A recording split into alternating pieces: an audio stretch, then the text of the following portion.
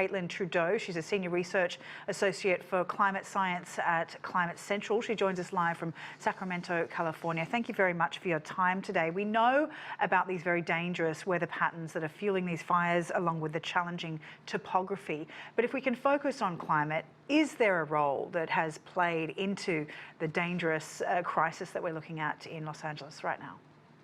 Yeah, thanks for having me, Sally. There absolutely is a role that climate change plays in these kinds of conditions.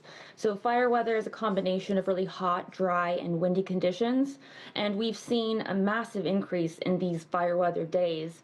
Our last report, we found several months more of fire weather days in Southern California and in the Southwest in general since the early 70s. So climate change is definitely playing a role here. So is it fair to say, in a sense, that there is no fire season essentially anymore, that the conditions are as such throughout the year that fires like this could spark at any time? They absolutely could, and the big role here are the winds, the Santa Ana winds in particular, which are normal around this time of year, but they're not normally this strong. I mean, we're seeing hurricane force winds that is just not normal for this area. It grounded all firefighting aircraft last night, which really just made things worse because it was just really difficult to get in there and fight these fires. So while you can happen basically any time of year, the big factor here is the winds that we usually see around this time of year. Can you talk a little bit more about the broader La Nino weather patterns and how that plays into the conditions we're seeing at the moment? Yeah, I'm not really sure exactly where we are in that. I think we're in more neutral going into La Nina phase. I'm not really sure exactly the conditions, how that affects the winds, but yeah, I think that just in general, like these conditions are seen throughout the entire year. I've lived in California my whole 37 years.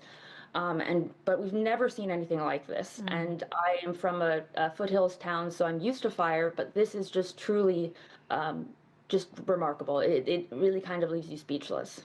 So in your area, your field, how do you assess the kind of preparedness that areas like this need to be for such dangerous conditions? I know that there are shared resources between, say, Australia and California, because generally speaking, the summer and the winter are swapped, so they're able to send firefighters over from Australia to help out with any bushfires in California and vice versa. Is that the kind of thing that needs to happen more? Do we need to share our resources across the country and even the globe to help tackle increasingly dangerous climate situations like this?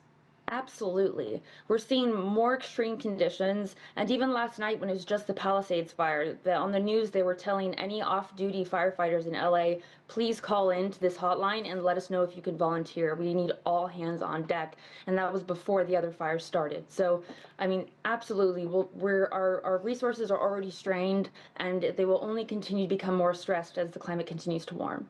On the other side of the country, meanwhile, snow and storms have killed 5 people and left 60 million people under severe weather warnings. We couldn't see more of a contrast, really. Is this too a reflection of atmospheric changes? I think one thing that we can say is that we're seeing an increase in extremes.